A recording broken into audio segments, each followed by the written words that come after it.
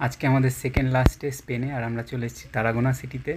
তারাগোনা হচ্ছে ওই সিটিগুলোর মধ্যে একটা যেখানে রোমানরা রাজত্ব করেছে, তাই এখানে রোমান ধ্বংসাবশেষ খুব আছে।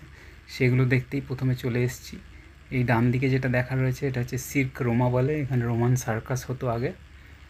আর এরপরে আর একটা অ্যাম্পি থিয়েটার আছে ঠিক সমুদ্রের পাশে, সেটা একটু পরে যাব। কিন্তু এই জিনিসটা ঘোরার পরেই আমাদের একটা দারুণ অভিজ্ঞতা হলো।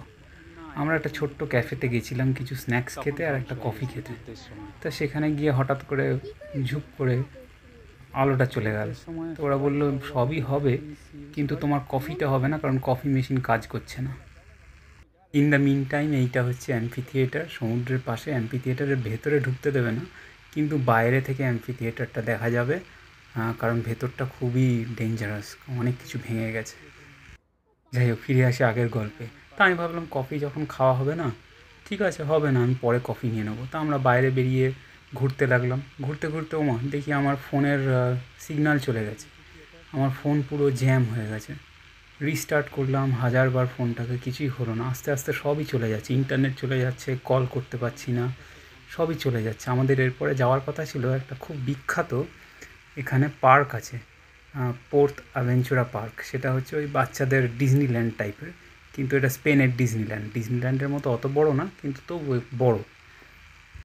তারপরে ভাবলাম যে ঠিক আছে, ফোন যখন চলছে না, আমরা দুপুরের খাবারটা সেরে নিই কোনো রেস্টুরেন্টে গিয়ে।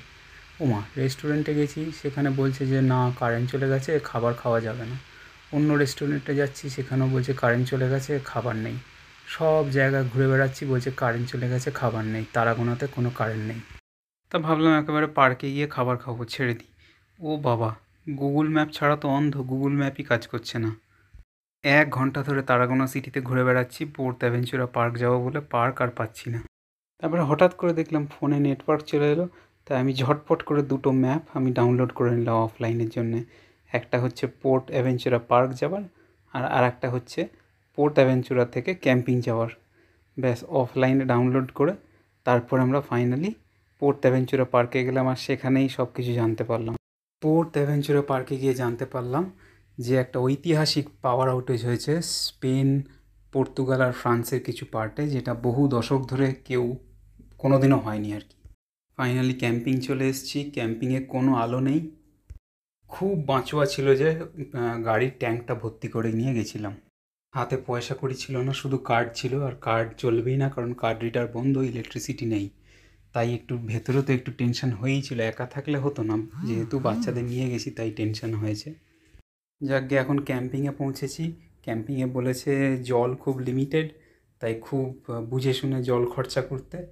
তা যতক্ষণ এই বিকেলের আলোটা আছে ততক্ষণ বাঁচোয়া, না হলে একবার অন্ধকার হয়ে গেলে পুরোপুরি অন্ধকার। ওই মোবাইলের টর্চের আলোতে থাকতে হবে, যা করতে হবে। তাই আলোটা যতক্ষণ আছে ততক্ষণ বাঁচোয়া।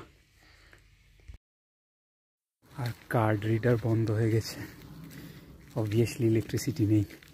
খাবার বন্ধ হয়ে গেছে কারণ ইলেকট্রিসিটি নেই।